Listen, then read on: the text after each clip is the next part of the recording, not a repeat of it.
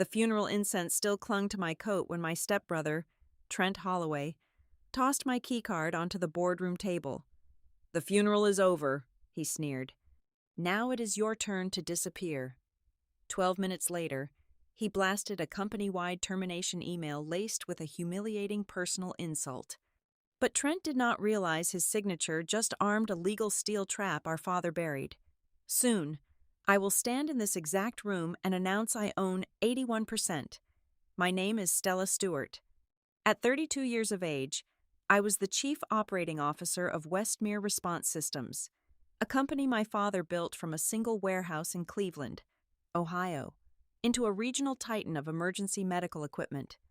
It had been less than 24 hours since we lowered Richard Stewart into the frozen Ohio ground.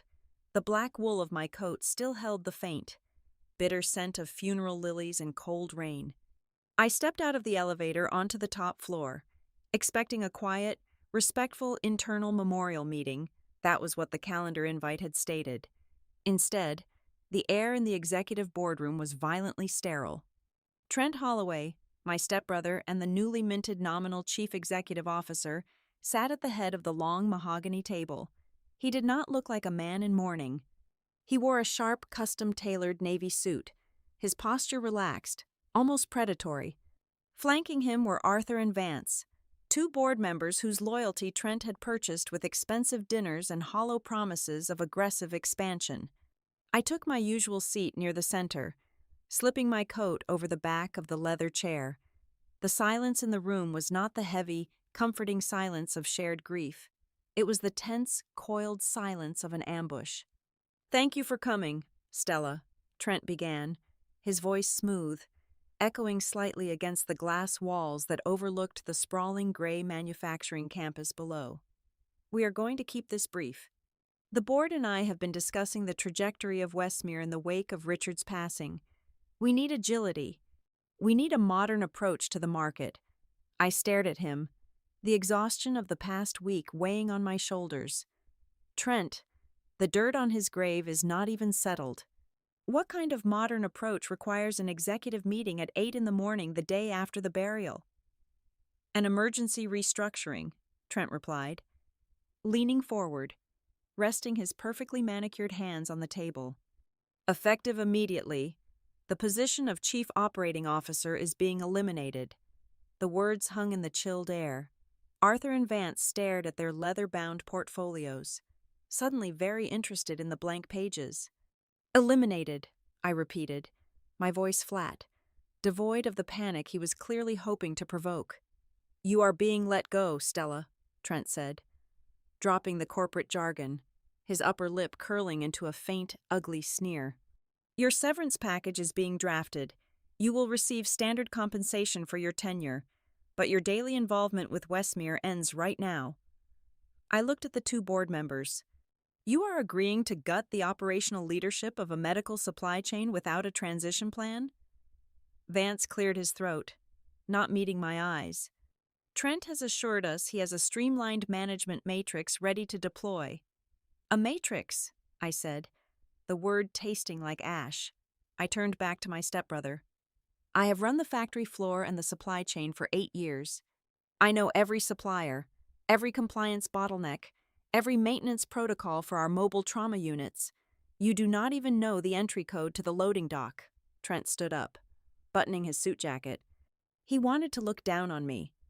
"Let us be brutally honest, Stella. You played factory manager because you are a Stewart. You were the favored daughter, playing with tools and spreadsheets because Richard indulged you.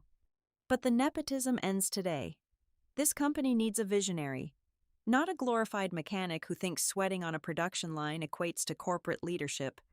Your hard work was a safety net provided by your last name." The audacity of his revisionist history was breathtaking. While he was out networking at golf courses and courting venture capital firms with my father's money, I was on the floor at 3 in the morning, fixing supply chain collapses during global shipping crises. I kept the life-saving equipment rolling off the line while he learned how to swirl a glass of scotch. He was not finished. He picked up his desk phone and hit a speed dial button. "Karen," he said, speaking to the executive assistant outside. Send maintenance to the operations suite. Have them unscrew Stella's nameplate from her office door. I want it gone before noon.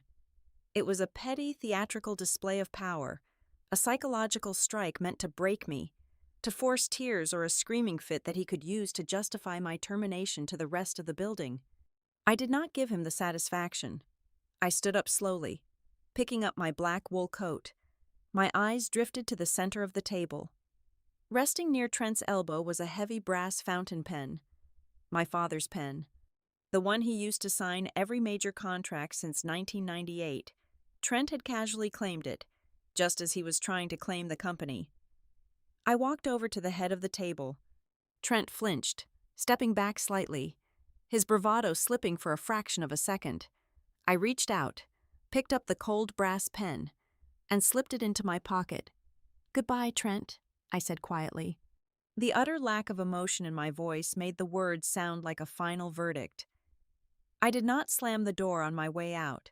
I let it click shut softly, leaving them in a silence that was far more dangerous than any screaming match.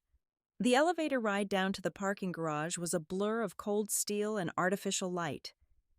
As soon as I unlocked my car, my phone vibrated in my pocket. It was a company-wide email alert. Subject: Leadership Transition and Future Growth. Sender: Trent Holloway, Chief Executive Officer. I skimmed the sanitized corporate speak about moving forward and honoring the past. Then I reached the final paragraph. We also want to announce the departure of Stella Stewart. We recognize that the emotional toll of recent family events requires a step back.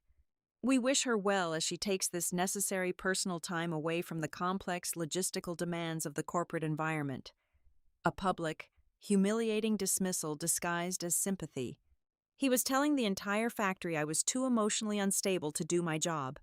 Before I could even put the car in reverse, my phone began to ring. The caller ID showed Luis, the floor manager of Assembly Line 3. I answered. "Stella, what in the world is happening?" Luis's voice was rough, panicked. "We just got a network lock on the system. They are freezing the production orders for the regional hospital network. Listen to me, Luis." "Hold on. My other line is blowing up," he interrupted. My phone beeped with call waiting. It was Sarah, the head of compliance. I switched over. "Stella, tell me this email is a joke. Trent's office just ordered an immediate freeze on all pending material acquisitions.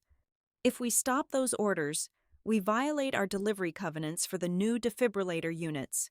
I merged the calls, adding Marcus, a field service manager who was also dialing in. "Marcus, you are on with Sarah and Luis. Tell me what you see." "Complete chaos," Marcus reported, his background noisy with the sound of the maintenance bay. "Trent's cronies from finance just walked down here and told us to halt all preventative maintenance deployments until further notice. They are squeezing the budget. Stella, people rely on these machines to survive. If we freeze maintenance, people die." Trent was not just firing me. He was tearing down the operational infrastructure to hoard cash. He was strangling the company's vital organs less than 24 hours after taking the reins. "Listen to me, all of you," I said, my voice steady, cutting through their panic. "Do exactly as they say for now. Document every order they freeze. Save every email. Print hard copies if you have to. Do not fight them openly. Let them make their mistakes." "But Stella, where are you?" Luis asked. "Are you coming back?" "I am handling it from the outside," I said. "Hold the line. Trust me." I hung up the phone. The rain began to fall against the windshield of my car, blurring the gray concrete of the Westmere facility. The scent of funeral incense seemed to finally fade from the air in the cabin, replaced by the metallic smell of the approaching storm. Trent thought he had severed my head from the body. He thought taking my nameplate off a door erased 8 years of blood, sweat, and absolute operational control. He thought my silence in that boardroom was surrender. I shifted the car into drive. I did not turn left toward my empty house. I turned right, merging onto the highway toward downtown Cleveland. I tapped the voice command button on my steering wheel. "Call Naomi Price." The line rang twice before my lawyer answered. Stella, I saw the email. Are you okay? I am fine. Naomi, are you at your office? Yes. What do you need me to do? We can file an injunction against the termination, claim wrongful dismissal, fight for your board seat.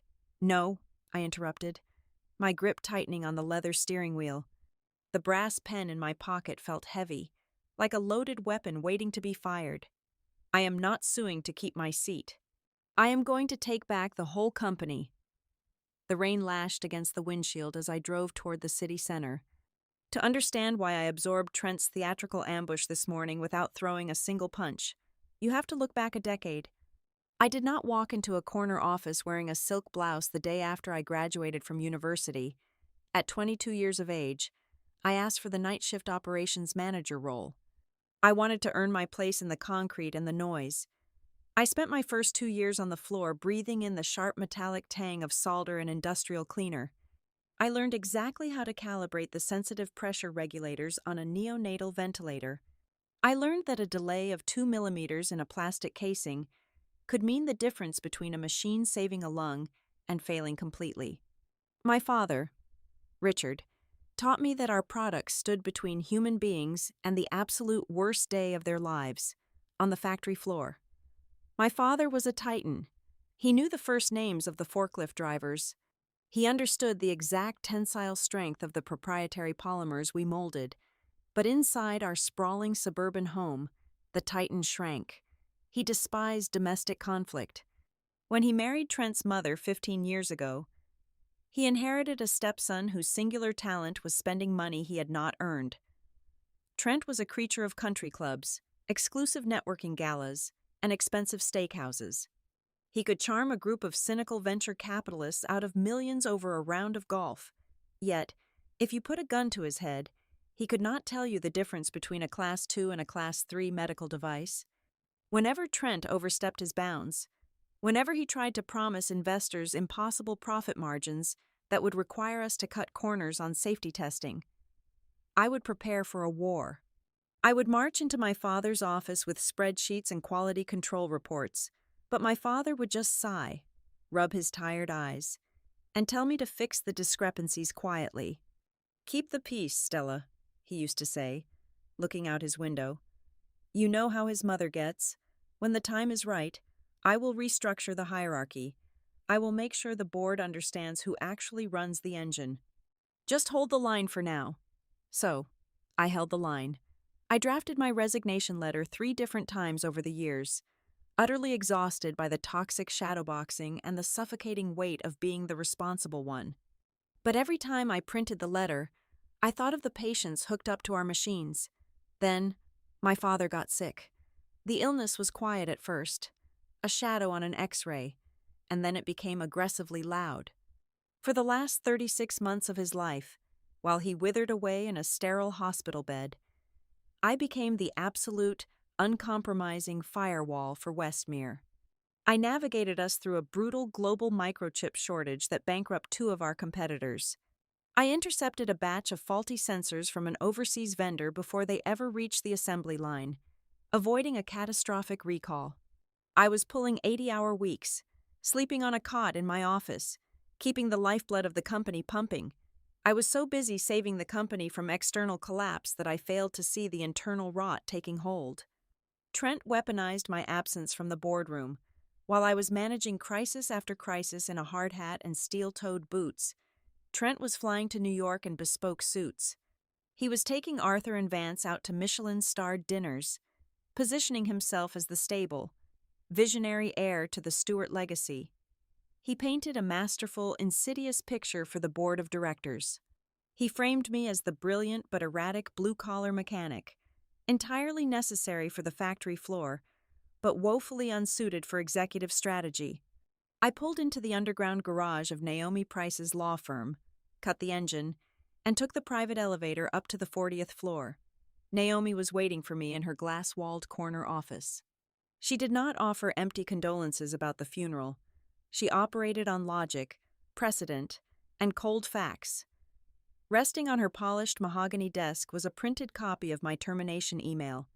He moved much faster than I anticipated. Naomi said. Adjusting her silver-rimmed glasses, she poured 2 cups of black coffee. Firing the chief operating officer the morning after the patriarch's funeral is not just an act of poor taste, Stella. It is an act of sheer, panicked desperation.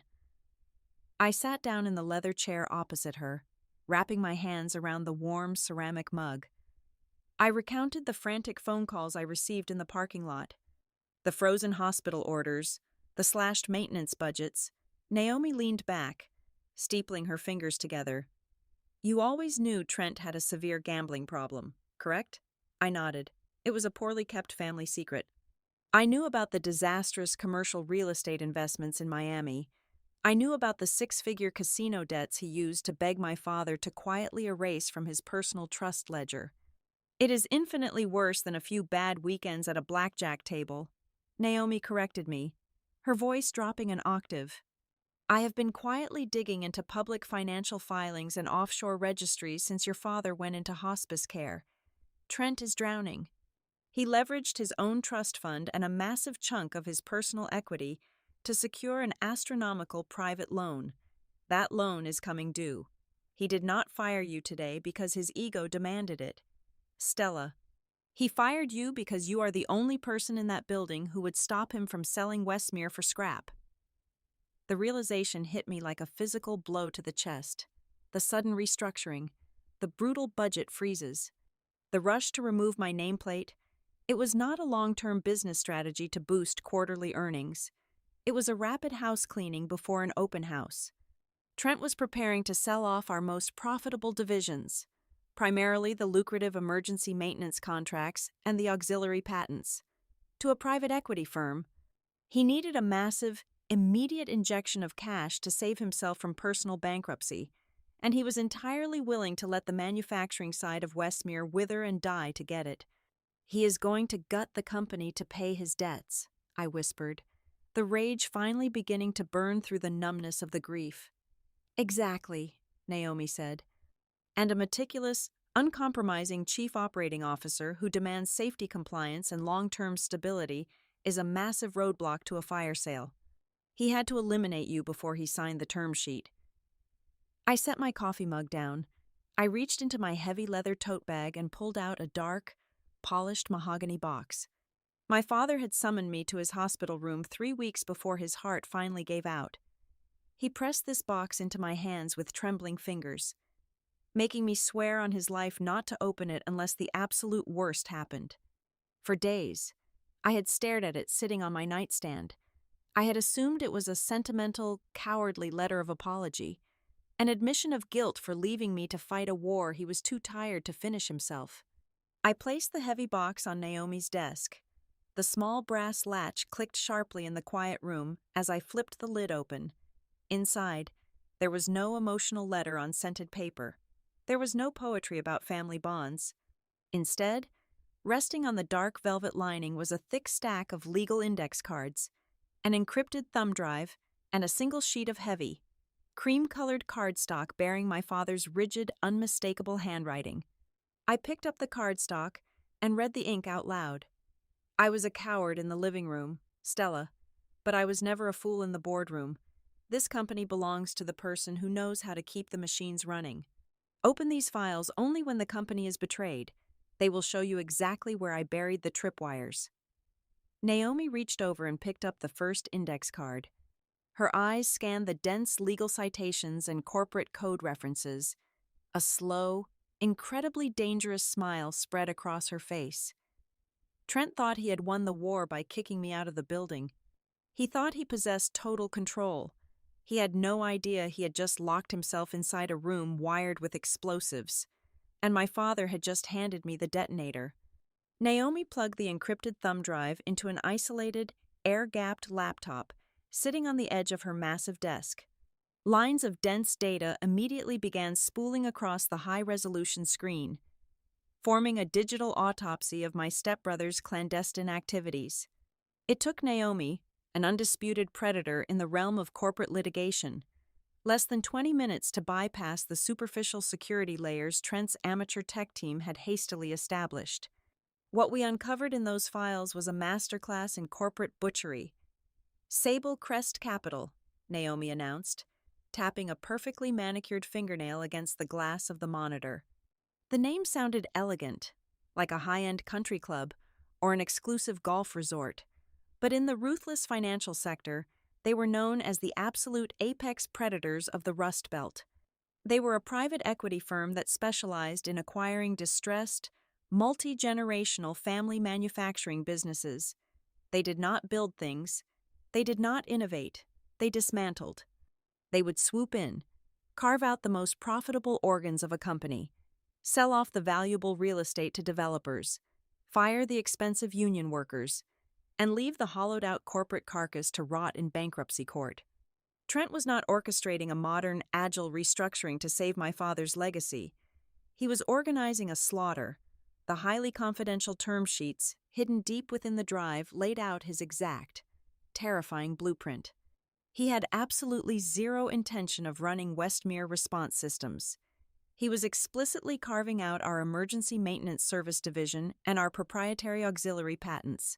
Those two specific divisions were the absolute bedrock of our revenue stream. They generated the consistent, high-margin, month-over-month cash flow that allowed the heavy manufacturing side to weather global supply chain storms and material shortages. If you rip the maintenance contracts and the intellectual property away, the factory floor instantly becomes an unsustainable, cash-burning liability. It would be forced to close its doors within 6 months. "Why the massive rush?" I asked, leaning closer to the glowing screen, trying to comprehend the sheer scale of the betrayal. "Why burn the house down the very morning after the funeral?" Naomi pulled up a completely separate dossier she had been quietly compiling over the past few weeks. "Because his creditors are kicking the door off its hinges, Stella, and they are carrying heavy bats." She methodically explained the mechanics of a massive, dangerously leveraged personal loan Trent had taken out 3 years ago to fund a disastrous, highly speculative commercial real estate venture down in Miami. He had used his entire equity stake in Westmere as the primary collateral. The massive balloon payment on that toxic loan was coming due in exactly 14 days. If he defaulted, the aggressive private lenders would legally seize his shares, and he would lose every single ounce of his wealth. He needed liquid cash immediately, tens of millions of dollars of it. "He is actively bribing the board of directors," I said, a sickening, heavy realization washing over me as I finally connected the disparate dots.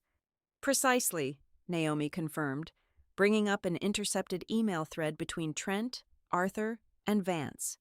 "He promised them both a mid-six-figure retention bonus, payable immediately in cash upon the successful closure of the Sable Crest deal, but there is a very strict condition attached to the money. They have to push the formal board vote through within 72 hours of your father's burial. He is purposefully using the chaotic transition period and the deep emotional fog of the funeral to blindside the oversight committees and force their hands."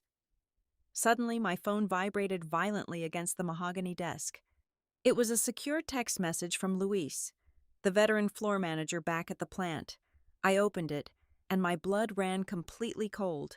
I read the urgent message aloud to Naomi. "Trent just signed a direct executive order halting the entire mechanical upgrade on the mobile ambulance assembly line. He is freezing a critical safety project we have been actively planning for 2 years. He is forcefully reallocating that specific operational budget to construct a luxury executive visitor suite on the top floor." Naomi scoffed loudly, shaking her head in sheer disgust. "Window dressing for the Sable Crest managing partners. He desperately wants the top floor to look like a billion-dollar Silicon Valley tech startup when they come for their final walkthrough tomorrow afternoon." Before I could even process the sheer, breathtaking vanity of halting a life-saving production line to buy imported leather couches and espresso machines, my phone buzzed again. This time, it was Sarah, our fiercely meticulous head of compliance. Her message was frantic and laced with legal terror. "If Trent signs the final asset transfer for the maintenance division by Friday, we are in immediate, unmitigable breach of our master service agreement with the state public hospital network. The government contract strictly forbids transferring any maintenance obligations to a third-party vendor without a mandatory 90-day review period. The state will heavily penalize us, and they possess the immediate right to cancel the entire multi-million-dollar contract. The air in the law office suddenly felt impossibly thin and heavy.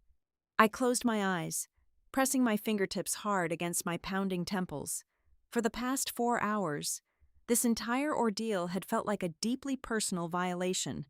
A bitter war over a stolen nameplate, a brass pen, and a father's complicated legacy. But as the desperate texts kept coming in from the people I had worked beside for 8 years, the true scope of the catastrophe expanded far beyond my own bruised ego. This was no longer a petty family feud over a corner office. If Trent pushed this catastrophic deal through, hundreds of highly skilled technicians and loyal assembly line workers would be laid off before Thanksgiving. The state hospitals would lose their dedicated, round-the-clock rapid response repair teams. That meant critical defibrillators and sensitive neonatal monitors would sit broken in storage closets while vulnerable patients waited.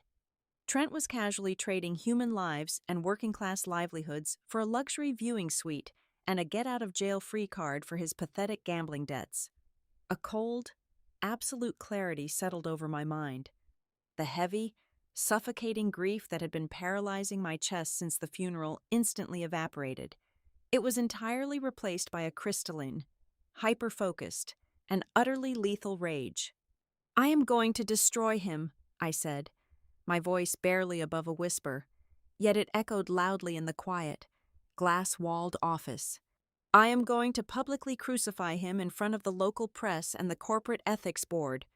"No, you are absolutely not," Naomi snapped, her tone sharp and intensely authoritative, cutting right through my emotional surge like a scalpel. She slammed the laptop shut with a loud crack. "Listen to me very carefully, Stella. Righteous indignation feels fantastic in the moment, but it does not win corporate warfare. You cannot fight a multi-million-dollar private equity buyout with morality. You cannot beat a desperate sociopath by appealing to his non-existent conscience or running crying to the newspapers." She stood up abruptly and walked over to a massive digital smartboard mounted on the far wall. "If we file an ethics complaint, it will be tied up in bureaucratic committee hearings for 6 to 8 months. By the time they issue a ruling, Sablecrest will have already stripped the valuable copper wire out of your factory's walls. We need to strike much faster than that. We have to attack the underlying mathematical structure." Naomi picked up a digital stylus and began rapidly drawing a complex, interlocking web of corporate ownership. True power in a company is never about who sits in the biggest leather chair or who sends the most aggressive company-wide emails. Power is entirely about who holds the paper. We have to violently attack his debt structure.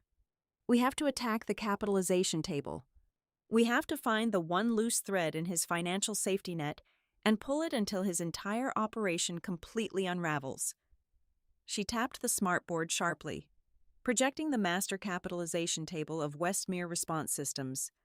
The glowing spreadsheet showed the exact breakdown of ownership percentages, the varying voting rights, and the incredibly complex web of trusts my father had meticulously established decades ago.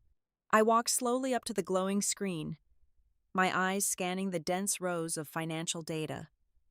I looked at Trent's heavily leveraged block of shares. I looked at the board members' marginal, easily bought holdings. And then, I looked at the dormant, highly specific trust conditions my father had buried deep within the operating agreement, the legal tripwires he had promised me in his final note. A slow, incredibly dangerous calm washed over me. The frantic, breathless desperation of the morning was completely gone. I pointed my index finger at the screen, tapping the glass right over Trent's bolded name. "He thinks he is holding control," I said, the corners of my mouth turning up into a bitter, knowing smile. "But he has not looked at the right place for the safety pin." We spread the contents of the mahogany box across the smooth glass surface of Naomi's desk. The sheer volume of the paperwork was staggering. It felt like standing at the entrance of a labyrinth my father had spent his final, failing months meticulously constructing. The air in the office grew thick with the scent of aged parchment and laser ink. We were no longer mourning, we were hunting. For the next 2 hours, we tore through amended corporate bylaws, convoluted shareholder agreements, and a thick stack of key person insurance policies. But the true weapon was buried at the very bottom of the box. It was a heavy sealed manila envelope containing a codicil, a formal, legally binding supplement to his final will and testament. I broke the brittle red wax seal with my thumb and slid the thick, watermarked document onto the desk. The header, printed in stark black typography, read, Mission Continuity Covenant. Read it out loud, Naomi instructed, her eyes darting across the preamble. I traced the dense legal text with my finger. The covenant stipulated that for a strict period of 90 days following Richard Stewart's death, the acting chief executive officer was absolutely prohibited from liquidating, selling, or dissolving the critical response line without unanimous board approval and a rigorous independent operational audit. If those specific conditions were violated, a dormant, massive block of trust shares would immediately trigger a change of control. The equity would pivot away from the primary executive estate and transfer directly into a secondary trust, a trust bearing my name. My father knew exactly who Trent was. He knew Trent would target the most profitable division the second the grave was filled. This covenant was a steel trap placed exactly where the rat would reach for the cheese. It is brilliant, I whispered, the weight of the document settling into my hands. If he sells to the private equity firm, he loses his majority stake. Naomi held up a cautionary hand. Do not celebrate just yet. Stella, this clause does not trigger automatically. You cannot simply walk into the lobby, wave this piece of paper, and demand his security badge. We have to definitively prove a mission violation. We need an undeniable, watertight paper trail of his sabotage, and we have to present it in front of a probate judge or a binding corporate arbitrator. I nodded slowly, understanding the caveat. We needed Trent to actively commit the crime on paper. Naomi pivoted back to her secure, air-gapped laptop. Now that we know the defensive trap, we need an offensive weapon. We need to look at his personal leverage. Her fingers flew across the keyboard, hunting through state commercial registries and financial databases. If he is using his corporate shares to back a toxic real estate loan in Miami, there has to be a public record of the collateral. 10 minutes later, she found it. She pulled up a digital copy of a uniform commercial code filing. The document explicitly showed that Trent had formally pledged a massive portion of his personal equity in Westmere Response Systems as the primary collateral for his private loan. There is the leash, Naomi said, her eyes gleaming with predatory calculation. But how do we pull it? She reached across the desk and grabbed the printed copy of the termination email Trent had sent out that morning. She placed it right next to a dense, heavily redacted operating credit line contract we had pulled from the mahogany box. She stared at the two documents side by side for a long, silent moment. Then, a sharp, disbelieving laugh escaped her lips. He is an absolute, unbelievable idiot, Naomi said, shaking her head. He was so desperate to humiliate you that he completely forgot to check the covenants on his own working capital. Explain it to me, I said. Leaning forward, standard commercial operating lines of credit possess strict clauses to protect the bank's investment, Naomi explained, tapping the dense paragraph with her stylus. One of those standard clauses is key executive continuity. A company cannot simply decapitate its operational leadership without a thoroughly vetted, board-approved succession plan already in place. By summarily firing his chief operating officer with zero notice and no replacement, Trent has technically triggered a material default condition on the company's working capital. The pieces clicked together in my mind with terrifying precision. And because his personal loan is deeply tethered to the perceived stability of his corporate shares— Exactly, Naomi finished. A default on the corporate side gives his private lenders the absolute legal right to panic. It breaches the cross-default provisions. He has just handed his personal creditors the exact contractual excuse they need to call his massive debt early. They do not have to wait 14 days for the balloon payment. They can demand their money right now. And when he inevitably fails to pay, his pledged shares get thrown directly into the fire. I stood up and walked over to the floor-to-ceiling windows, looking out at the gray, rain-slicked skyline of the city. A fierce, impulsive urge gripped me. I wanted to drive back to the factory, kick the doors to the boardroom open, and throw the covenant and the default notice right in his smug face. I wanted to watch the color drain from his cheeks as he realized he had just destroyed his own life raft. "No," I said aloud, speaking to the glass. "We do not warn him," Naomi smiled, leaning back in her chair. "I was hoping you would say that. If we show him the trap now, he will panic, hire better lawyers, and find a loophole," I continued, turning back to face her. "He thinks he is a genius. He thinks I am entirely powerless and crying in my living room. We need to let him remain absolutely confident. We need him to aggressively push the fire sale forward and create the exact undeniable evidence we need to trigger the probate court trap." "Agreed," Naomi said, grabbing a fresh legal pad. "We execute a three-pronged strategy. Prong 1. We silently block the buyout. We do not use lawyers for this. We let his own reckless operational failures destroy his pitch to the buyers. Prong 2. We protect the factory floor from the outside. You use your loyal managers to ensure the critical response line remains viable, so there is actually a company left to save. Prong 3. We prepare the financial guillotine."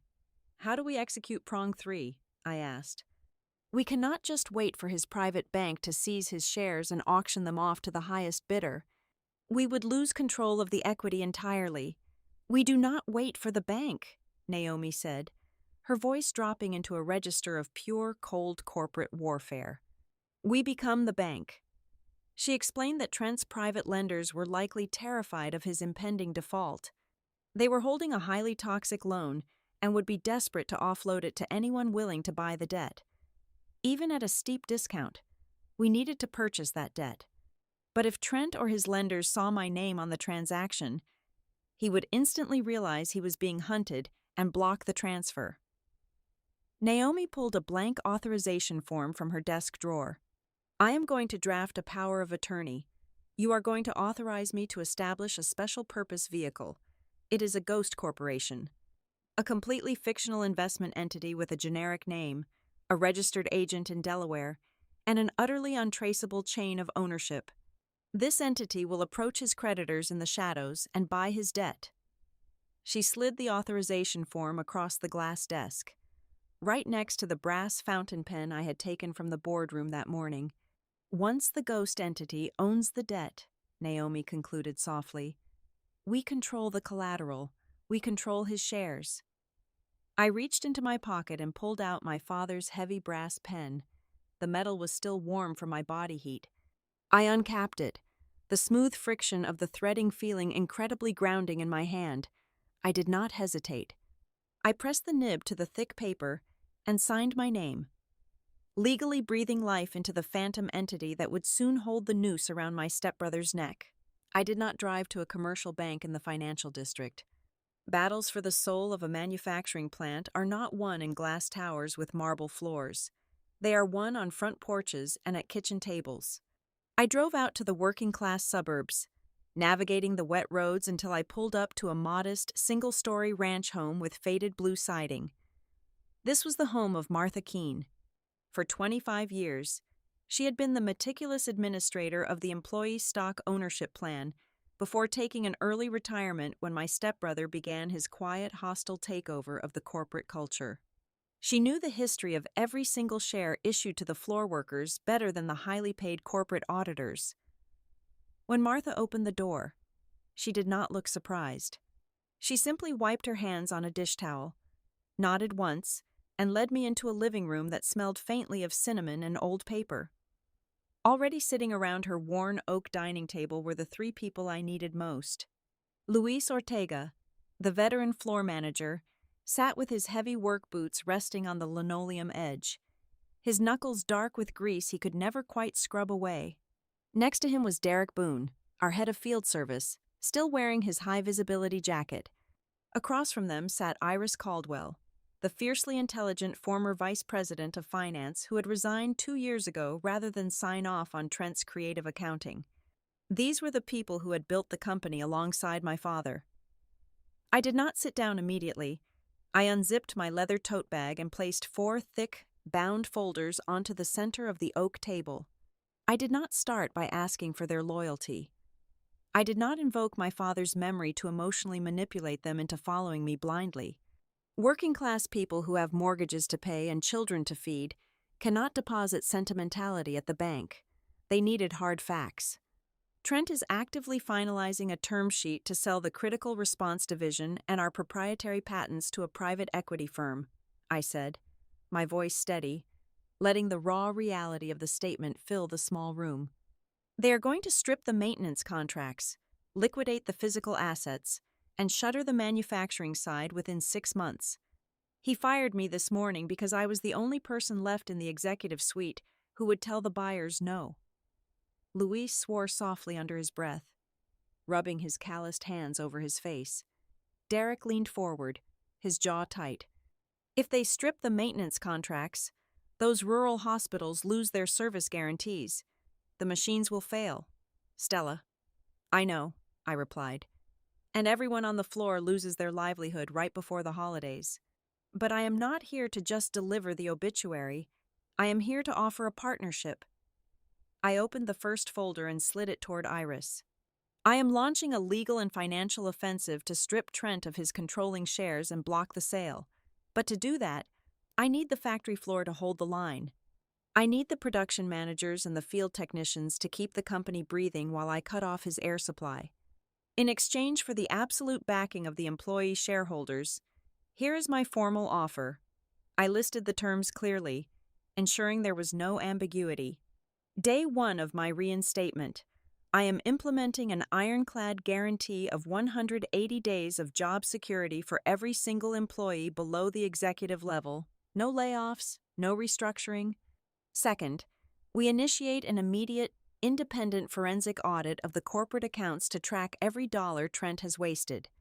Third, the employee stock ownership plan gets a permanent voting observer seat on the board of directors. No more closed-door decisions. And fourth, I am establishing a dedicated training fund to upgrade our field technicians' certifications. The room went completely silent. The sound of the rain beating against the aluminum gutters seemed to amplify. Iris picked up the financial projections I had included, her sharp eyes scanning the spreadsheets. She was calculating the viability of my promises, evaluating the real-world risks if we failed and Sable Crest took over. You are not asking us to trust you because of your last name, Iris noted softly, looking up from the numbers. My last name is what got me fired, I countered flatly. I am asking you to trust the math, and to trust the work we have done together for the past 8 years. Martha, who had been standing quietly by the kitchen counter, walked over and placed her hands on the back of a wooden chair. There is something you need to know, Stella. Something your father put in place a long time ago, and something the current board of directors has been desperately trying to pretend does not exist. She pulled a heavy, brass-ringed binder from a nearby bookshelf and dropped it onto the table. The employee trust does not just hold passive shares. Under a specific set of bylaws drafted 15 years ago, the trust possesses the absolute right of first refusal on any internal transfer of major voting blocks.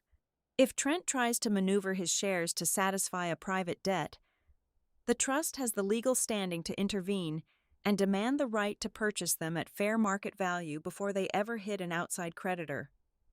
A surge of genuine shock hit me. Trent and his purchased board had deliberately hidden this clause, terrified that the workers might actually realize the sheer power they held collectively. Luis reached into his jacket pocket and pulled out a folded, heavily creased piece of printer paper. He slid it across the table toward me. If you are going to war, you need ammunition. This is a copy of an internal dispatch log from last week.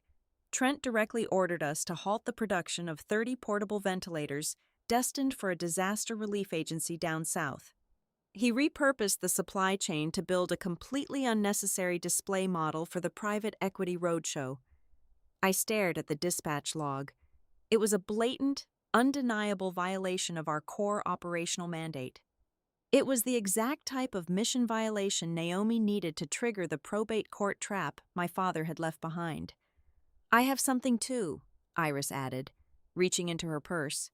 She handed me a printed email thread she had retained from her final days at the company. Arthur and Vance are not just voting for the sale out of misguided loyalty. They formally demanded a massive cash advance disguised as transition consulting fees. It is a severe, actionable conflict of interest.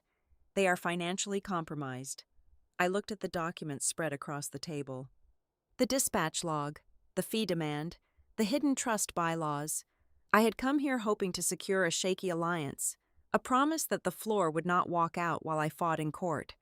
Instead, they had just handed me the very weapons I needed to execute Trent. I looked around the table at Luis, Derek, Iris, and Martha. I saw the same fierce, protective determination in their eyes that I had felt in my father's office all those years ago. I had earned something infinitely more valuable than a sympathetic pat on the back. I had secured the unified, conditional consent of the people who actually kept the blood pumping through the company's veins.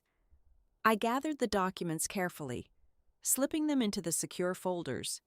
Martha walked me to the front door, the heavy brass-ringed binder tucked firmly under her arm. She looked out at the rain. Her expression hardened by decades of protecting the workers she considered family. "Your father left the company to the people who keep their promises, not the ones who wear nice suits," Martha said, her voice carrying a weight that felt like a solemn vow.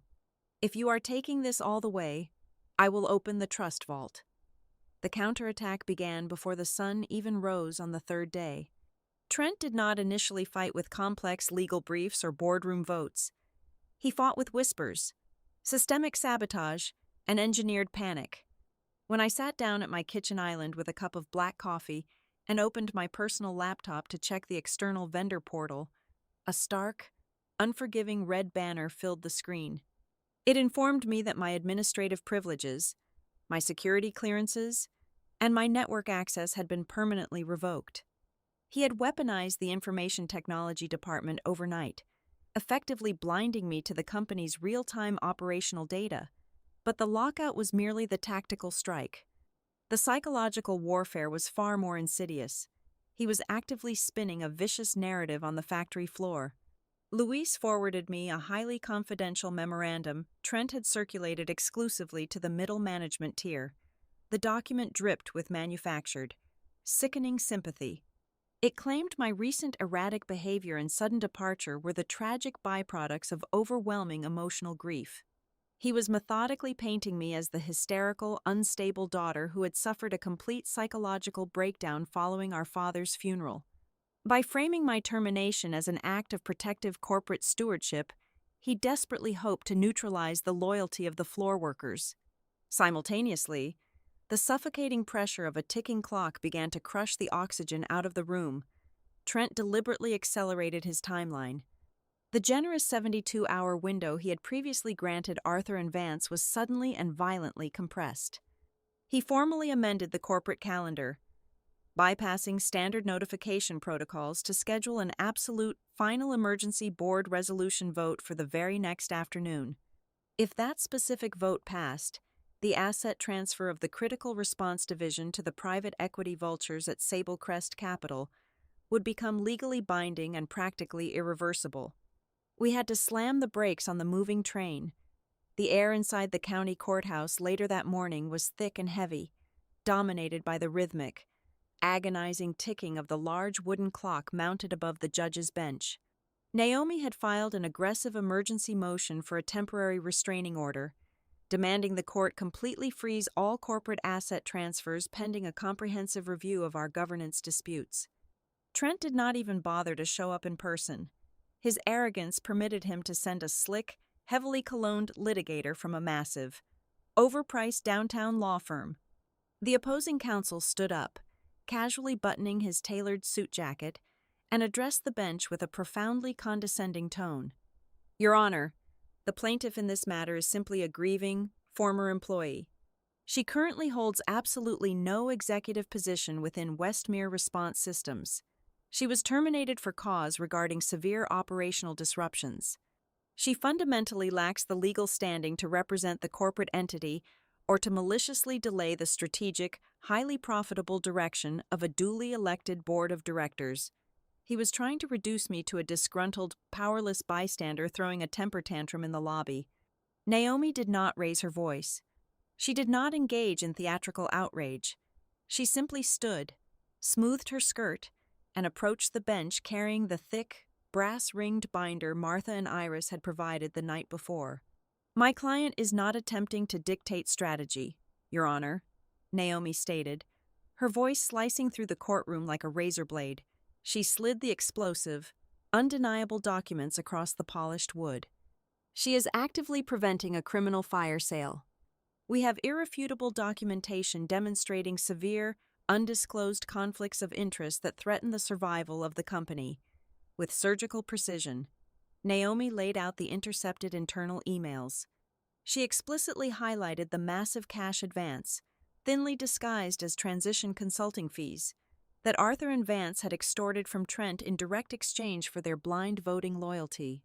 Then, she exposed the dispatch logs, detailing the deliberate sabotage of the disaster relief ventilators, proving Trent had artificially manipulated the division's cosmetic appeal for the private equity buyers at the direct expense of human safety. The judge leaned forward, his expression hardening into a mask of pure judicial fury as he read the fee demands. The slick litigator visibly paled, the arrogant smirk melting off his face as he suddenly scrambled blindly through his own legal pads. He had walked into the room expecting to effortlessly swat away a nuisance lawsuit.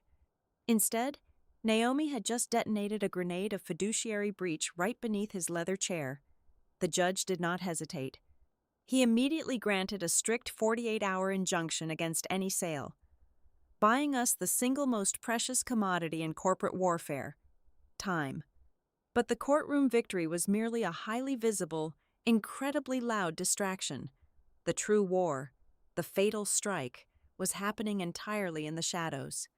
While Trent was completely consumed by the temporary injunction and the legal fires Naomi was setting in plain sight, our ghost entity, the special purpose vehicle I had legally signed into existence, was making its silent, devastating move. Naomi had deployed a notoriously aggressive, highly discreet debt broker down in Miami to quietly approach the private equity lenders currently holding Trent's massive personal loan. Those lenders were already incredibly nervous. Our carefully engineered default on the corporate working capital covenants had deeply spooked them. They were staring down the barrel of a heavily leveraged, highly toxic loan backed by a chief executive who was now embroiled in a very public, incredibly messy legal battle over his core collateral. They wanted out. They wanted liquid cash, and they wanted it immediately, before the entire Westmere corporate structure collapsed and rendered Trent's pledged shares utterly worthless. Through the Phantom Corporation, we offered to purchase the entirety of Trent's toxic debt portfolio.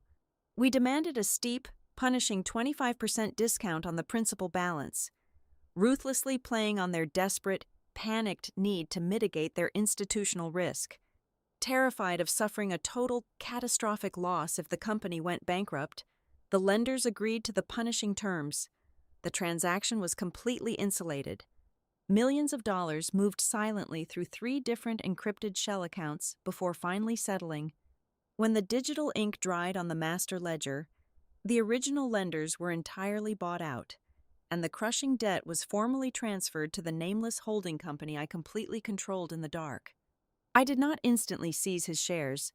That would immediately tip my hand, trigger alarms, and give his expensive lawyers a clear target to attack. The absolute, terrifying brilliance of the maneuver was the profound silence of the trap. Trent was entirely oblivious. He still firmly believed his aggressive Miami creditors were holding his leash. He still believed that if he could just survive the temporary injunction and force the Sable Crest deal through the compromised board, he could pay off the massive loan and escape the wreckage completely clean. I was sitting in Naomi's corner office, watching the final confirmation wire clear on the secure laptop screen. The digital transfer of the debt portfolio was absolute. I now personally owned the contractual right to call his loan, and ruthlessly foreclose on his pledged equity the very second he violated the covenants. My phone buzzed sharply against the glass desk. The screen lit up with a direct text message from Trent.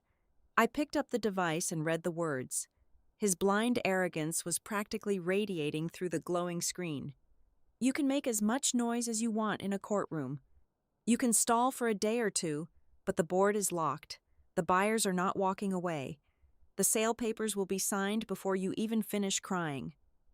I stared at the text message. A cold, absolute thrill washed over my entire body. He was viciously mocking me from a gallows he did not even realize he was standing on. He thought he was racing toward a golden finish line, completely unaware that I had just purchased the very rope that was tightening around his neck. The pressure of an impending private equity buyout does strange things to the atmosphere of a manufacturing plant. It changes the rhythm of the machines and the posture of the people. For my stepbrother, the looming deadline to impress Sable Crest Capital twisted his panic into reckless, dangerous arrogance. He needed to present a highly inflated, flawless revenue sheet for their final walkthrough. He needed the quarter to look incredibly profitable, and he did not care how many corners he had to cut to manufacture that illusion. Late Tuesday afternoon, the vulnerability he created finally cracked wide open. It started not in a boardroom, but on the cold concrete of loading dock number 3. Derek Boone, our veteran head of field service, was conducting a routine secondary inspection of outbound freight when he noticed a glaring anomaly on a shipping manifest. It was an expedited order of 400 portable cardiac telemetry units destined for a major distributor. These were highly sensitive, life-sustaining machines. Derek immediately cross-referenced the physical pallet tags with the internal bill of materials. He found a massive discrepancy. Due to a temporary backlog in our standard supply chain, the assembly line had run out of our proprietary internal pressure microvalves. Instead of halting production and waiting the standard 48 hours for the correct shipment to arrive, Trent had personally ordered the floor supervisors to substitute a cheaper, third-party valve from an unvetted vendor just to get the units boxed and ready to ship. The problem was not just the cheaper price tag. In the medical device industry, you cannot simply swap a critical internal component without running the new configuration through a mandatory 72-hour stress test and securing a formal sign-off from the compliance department. Trent had completely bypassed the quality assurance protocols to artificially recognize $3 million in immediate revenue before the private equity partners arrived. Derek did not confront the floor supervisors. He walked into a quiet storage closet, pulled out his phone, and called me. I was sitting in Naomi's office, reviewing the phantom debt structure we had just acquired, when Derek explained the substituted microvalves. A chill ran down my spine. If those unverified cardiac units left our loading dock, we would be in direct violation of federal health and safety regulations. We would face devastating product recalls, massive fines, and the complete destruction of the reputation my father had spent 3 decades building. "Do not make a scene, Derek," I instructed, my voice sharp and entirely focused. "Do not yell at the shipping clerks. I want you to use the absolute letter of the law against him. Go to Sarah in compliance. Tell her to trigger a hard-quality hold in the main software system. Tag every single pallet with red tape. We are locking those doors legally." Within 15 minutes, Sarah executed the protocol. She flagged the batch codes in the Central Enterprise Resource Planning System. The moment she hit enter, the automated shipping bay doors locked, and the barcode scanners disabled themselves for that specific order. A team of quality assurance technicians marched onto the dock and wrapped the 400 boxes in bright red hazard tape. When Trent realized what had happened, he completely lost his mind. He stormed down from the executive suite, his expensive suit jacket flapping open, his face flushed with panicked rage. He needed that $3 million invoice finalized by midnight. He cornered Sarah and Derek right on the loading dock, completely ignoring the safety technicians standing nearby. He screamed that I was actively trying to sabotage the business from the outside. He accused them of being my loyalist spies, deliberately crippling the company's cash flow. He demanded they manually override the system, rip the red tape off the boxes, and load the semi-trucks waiting in the yard. Sarah stood her ground, her clipboard pressed against her chest. She calmly informed him that unlocking a medical safety hold required a physical signature from the chief compliance officer or a direct, documented executive order assuming all legal liability for the unverified components. Blinded by his own desperation, Trent made the fatal error of an arrogant man who thinks he is untouchable. He pulled out his phone, opened his corporate email, and typed out a direct, explicit order to the entire compliance department. He officially commanded them to bypass the 72-hour safety testing and release the unverified cardiac units for immediate transit, explicitly stating that revenue targets superseded internal testing delays. He hit send. He had just handed us the murder weapon with his fingerprints pressed deeply into the handle. Iris, monitoring the internal servers from her home office, instantly intercepted the communication. She forwarded the digital logs, the email thread, and the physical hold minutes directly to Naomi's encrypted server. Naomi printed the documents, her eyes scanning the text with the predatory satisfaction of a lawyer who had just won the war. "He is finished," she declared, tossing the papers onto her desk. "He just poisoned his own well." She pulled out a thick-bound copy of Westmere's most lucrative, foundational client agreement. It was a master service contract with the largest network of public hospitals in the Midwest. "This specific contract is the absolute crown jewel of your company," Naomi explained, tapping the heavy parchment. "It generates 40% of your reliable annual revenue. Sable Crest Capital is buying your company specifically to acquire this hospital network contract. But there is a strict, deeply buried anti-transfer provision right here in Section 8. I read the clause she pointed to. The legal language was dense, but the implication was devastatingly clear. If Westmere Response Systems underwent a change of corporate control, the hospital network possessed the absolute right to void the contract entirely if there was any documented evidence of quality assurance violations or safety negligence during the transition period. If he ships those unverified monitors, he breaches the hospital's safety terms. I realized aloud. The hospital network will instantly trigger the termination clause. The primary asset Sablecrest is trying to buy will vanish into thin air. If the buyers find out about this quality hold, they will walk away from the term sheet immediately. Trent will not get his massive payout, and he will default on his Miami loan.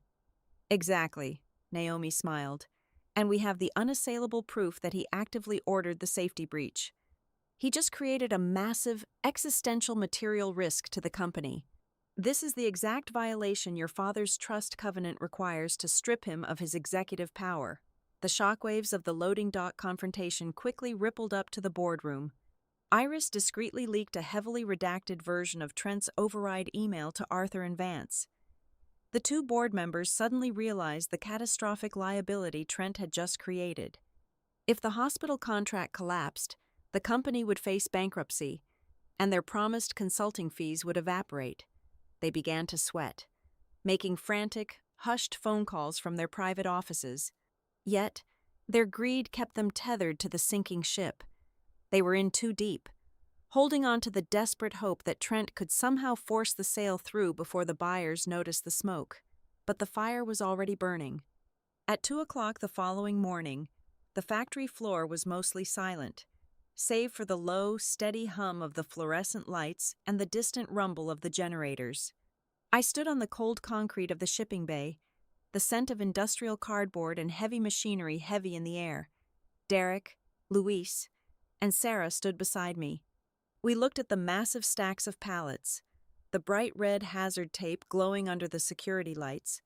The 400 cardiac units were safely grounded. They would not be shipped to unsuspecting hospitals. They would not be used as a desperate financial band-aid for a man who cared nothing for the lives they were meant to save. I turned to my team, the exhaustion in my bones entirely eclipsed by a profound sense of absolute clarity. "He thinks he is fighting over a balance sheet," I said quietly, my voice echoing slightly in the vast, empty warehouse. But tonight, we did not just hold a batch of equipment. We held the lifeline of the entire company. The morning after we locked down the shipping bay, Naomi shifted our battlefield from the factory floor directly into the Capitol structure. Righteous anger and loyal employees were powerful shields, but they were not swords. To execute a corporate takeover, I needed equity. I needed to own the very ground Trent was standing on. We returned to the master capitalization table. A company is not a democracy. It is a math equation. My father's death had triggered a massive corporate policy payout.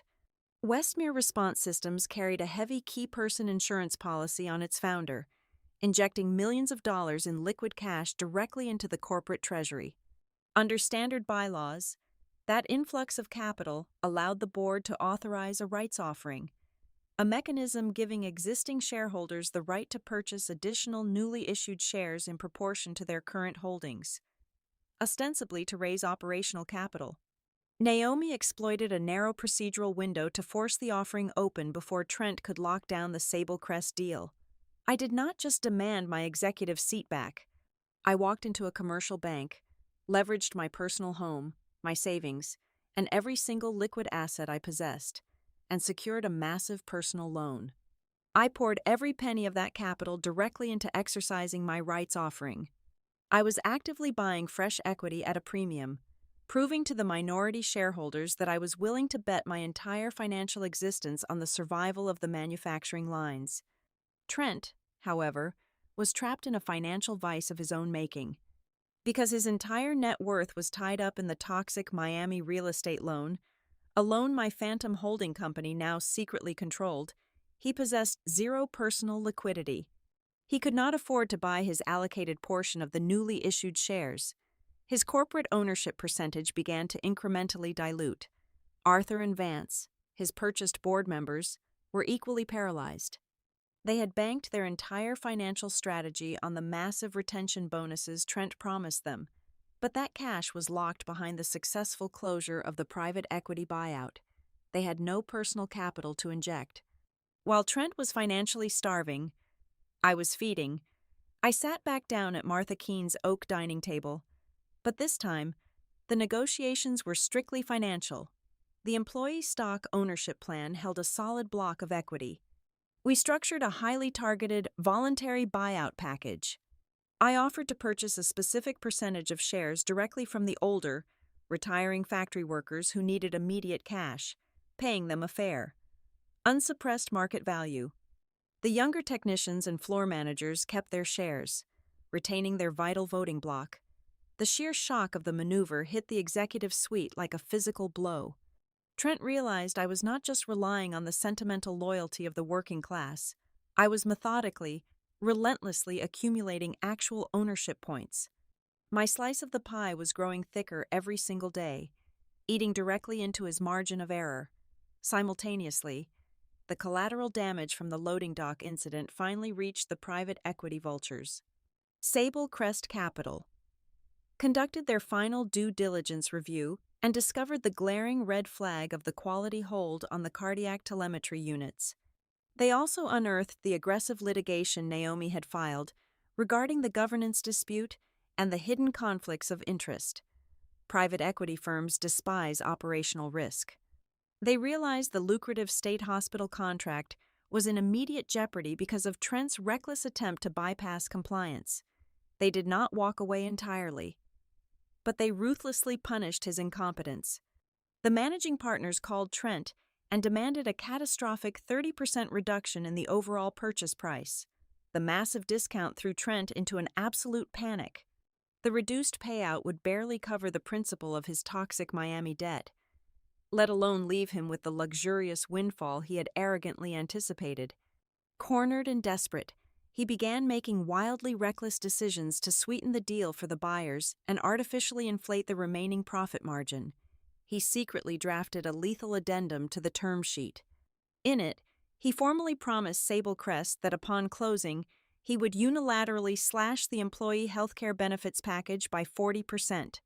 Furthermore, he committed to immediately liquidating the specialized technical training facility, a piece of prime real estate my father had purchased explicitly to educate our field service engineers. Trent thought he was operating in absolute secrecy, He failed to account for the fact that a company is run by its people, not its executives. A junior paralegal in the corporate counsel office, whose own father had gone through the training facility 10 years prior, saw the addendum sitting on a network printer. She quietly slipped a copy into her briefcase and handed it directly to Iris in a coffee shop parking lot later that evening. When Iris brought the document to Naomi's office, the depth of his betrayal was staggering.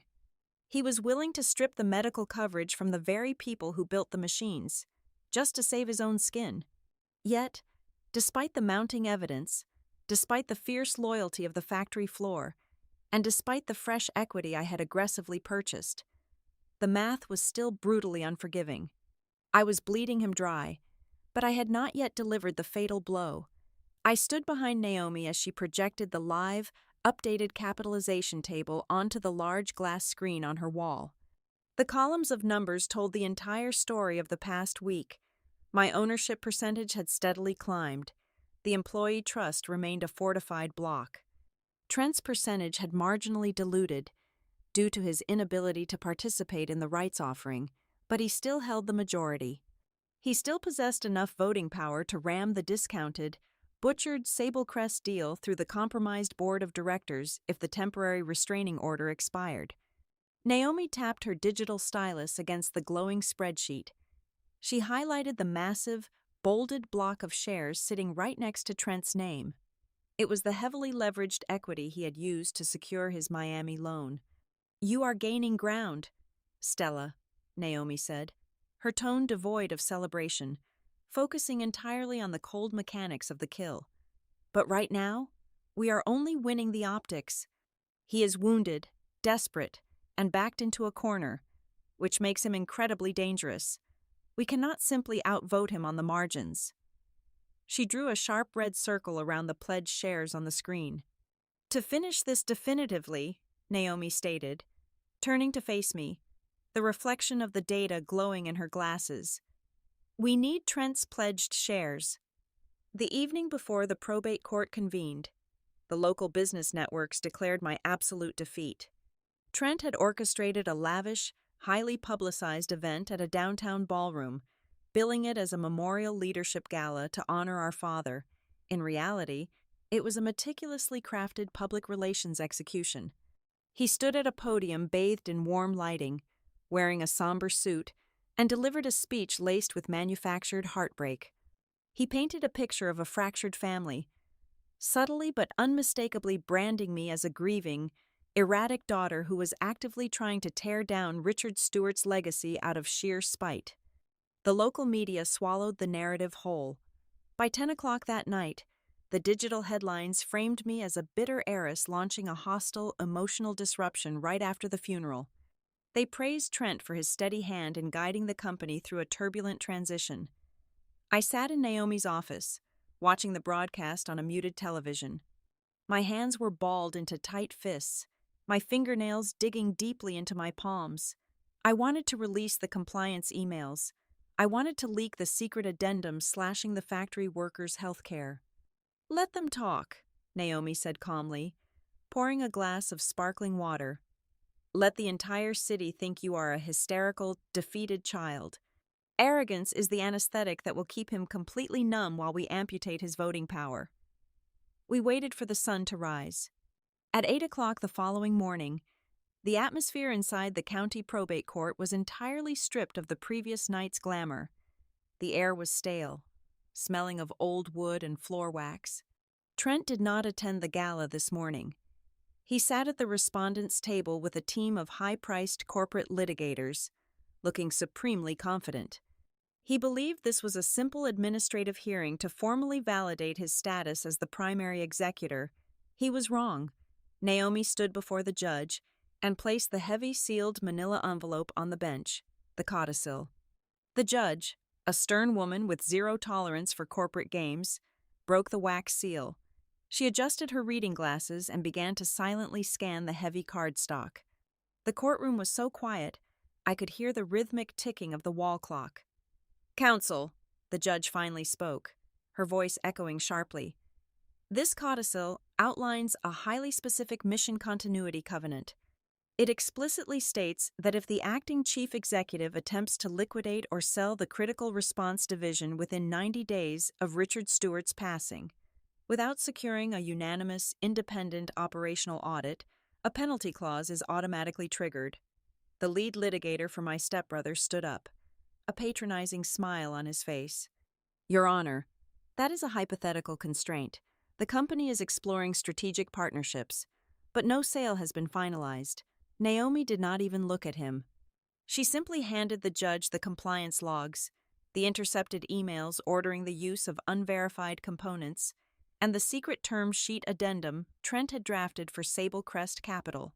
Your Honor, Naomi stated with cold, absolute precision, the respondent is not exploring partnerships. He is actively dismantling the critical response division. He ordered the bypass of federal safety testing to artificially inflate revenue for a private equity buyer. We have the internal communication logs proving he deliberately violated the core operational mandate of the company. The mission has been breached. The judge reviewed the compliance overrides. Her expression darkened into a mask of judicial disgust.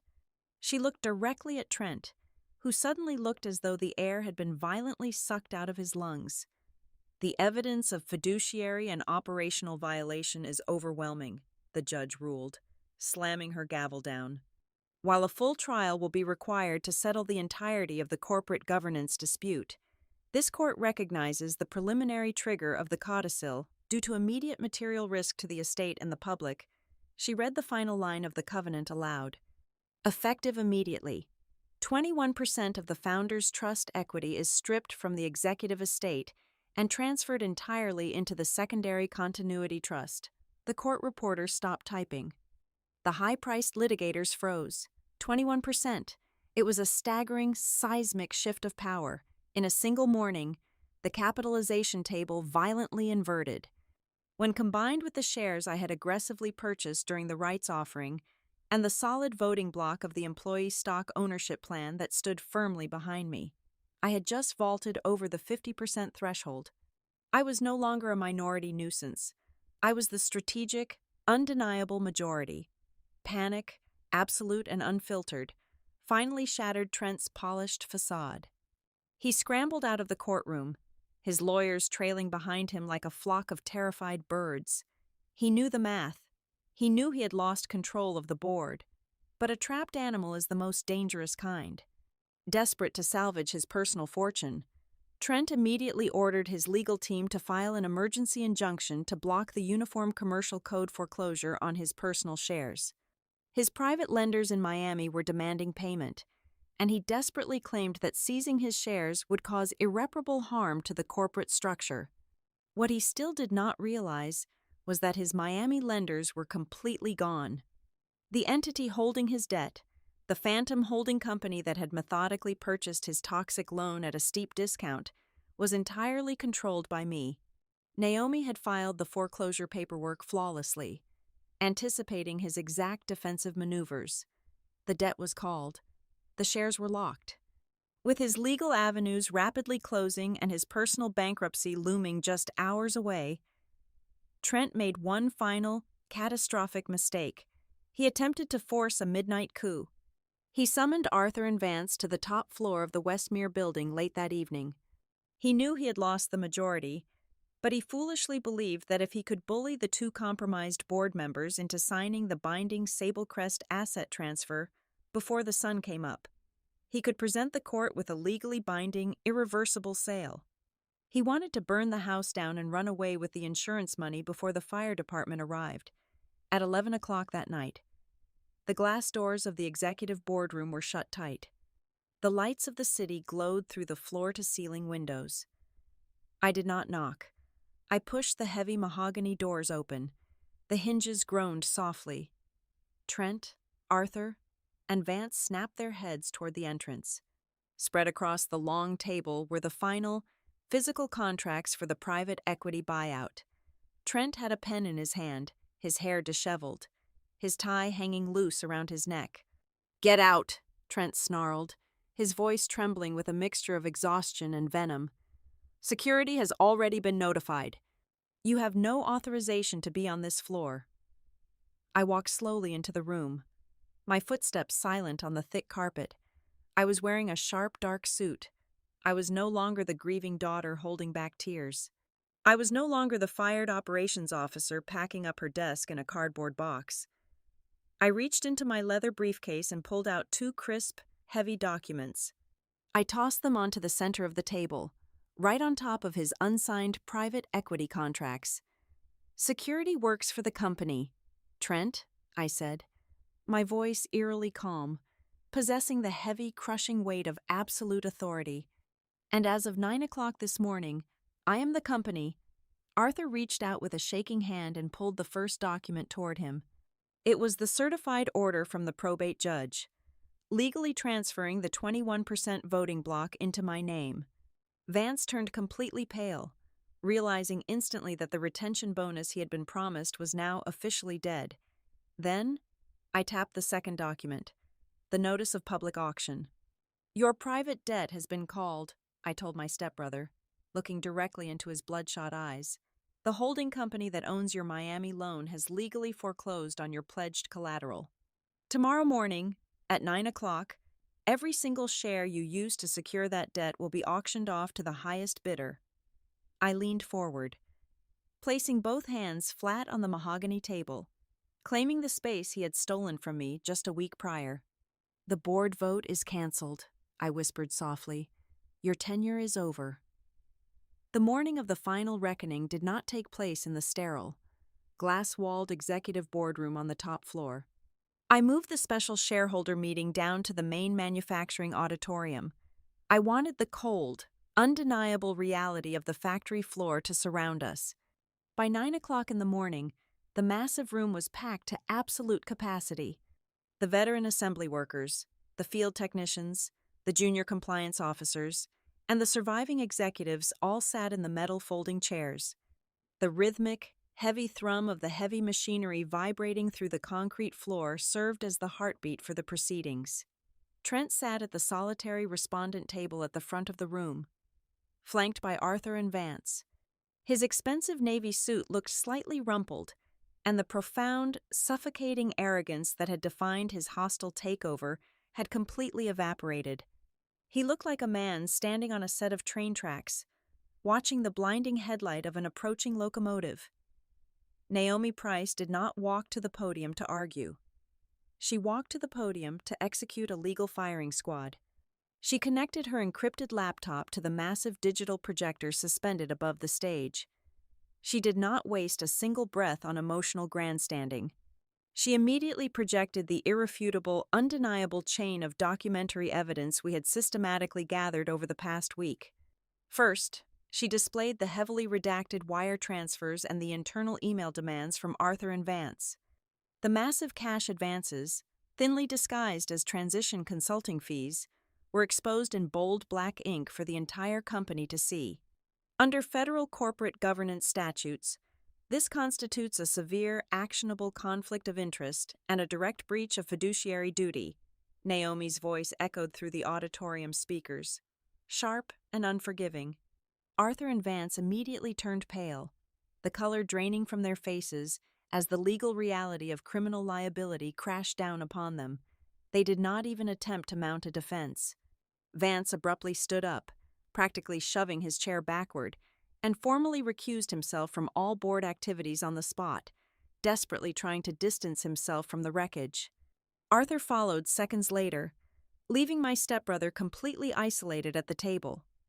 Naomi then projected the internal dispatch logs detailing Trent's aggressive, direct order to ship unverified medical equipment. She followed it immediately with the most devastating document of all, the secret term sheet addendum he had personally signed with the private equity firm. The entire room read the horrific, undeniable clause where he explicitly promised to slash the employee healthcare benefits by 40% and liquidate the technical training facility to artificially inflate his own golden parachute. A heavy, furious murmur rippled through the crowd of workers. The people who had built the company with their bare hands were looking directly at the man who had tried to sell their livelihoods for scrap metal. Simultaneously, while the auditorium absorbed the shock of the betrayals, a much quieter, infinitely more lethal legal procedure was concluding in a downtown office building. The public auction for Trent's pledged collateral had officially opened and closed within 3 minutes. Because my stepbrother had violated the key executive continuity covenants, and because he possessed absolutely zero personal liquidity to cure the massive default on his Miami real estate loan, the debt was fully called. My phantom holding company, acting as the sole, aggressive creditor, executed a flawless Uniform Commercial Code foreclosure. We placed the singular, uncontested bid. We legally consumed every single share of corporate equity he had used to secure his toxic lifestyle. Back in the auditorium, Naomi tapped her digital stylus on the podium. The projector screen shifted from the evidence of his crimes to the live master capitalization table. As of 10 o'clock this morning, the probate court orders and the commercial foreclosure proceedings have been officially finalized and recorded with the state registry, Naomi announced, the absolute finality in her tones silencing the entire room. The columns of numbers on the giant screen rapidly recalculated. Trent Holloway's ownership percentage violently plummeted from the controlling majority all the way down to a flat, devastating 0. My name surged to the top of the ledger, but as the final numbers locked into place, a wave of genuine shock washed over the corporate lawyers and the managing executives in the room. I had the absolute unrestricted capital and the legal leverage to seize 100% of the voting power. I could have easily crowned myself the undisputed, untouchable dictator of Westmere response systems. But I refused to rebuild the exact same toxic, unchecked power structure that had nearly destroyed my father's legacy. The master capitalization table finalized, projecting my total ownership at exactly 81%. I had deliberately, permanently carved out the remaining 19%. I legally transferred a massive, unassailable block of voting shares directly into the employee stock ownership plan, ensuring that the factory floor would always possess a permanent, powerful voice in the boardroom. I diverted another significant percentage to fund an irrevocable family trust dedicated entirely to providing technical scholarships for the children of our manufacturing workers. Finally, I preserved the shares of the independent minority holders who had refused to sell out to the private equity vultures. Trent was entirely broken. He had lost the company, his personal fortune, and his freedom from consequence. Naomi formally read the board resolution stripping him of his chief executive title and terminating his employment with absolute cause. He was ordered to immediately surrender his security badge and vacate the premises.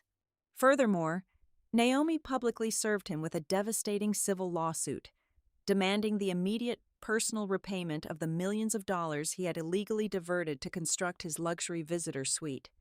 He would spend the next decade fighting bankruptcy and defending himself against fiduciary negligence charges.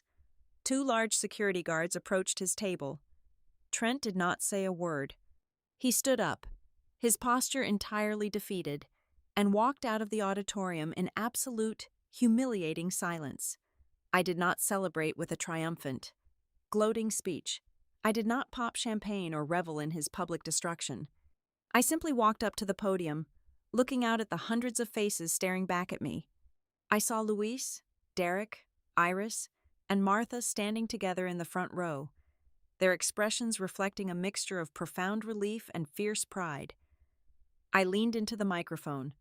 "My father built Westmere to save people on their worst days," I said, my voice steady, carrying the absolute weight of a promise finally kept. Today, we start over, doing exactly that. An hour later, I did not move my belongings into the sprawling, ostentatious executive suite on the top floor. I walked back into my old operations office near the loading docks. The air smelled faintly of hot solder, industrial cardboard, and stale coffee. I sat down in my worn leather chair, pulled my father's heavy brass fountain pen from my pocket, and signed the immediate executive orders to restore the critical response production line and appoint a new transition board featuring direct representation from the factory floor. The war was officially over, resolved with cold, calculated, and undeniable legal precision. Thank you so much for listening to this story to the very end. I would love to know where you are listening from. So please drop a comment below with your city or country so we can connect and share our thoughts on Stella's journey.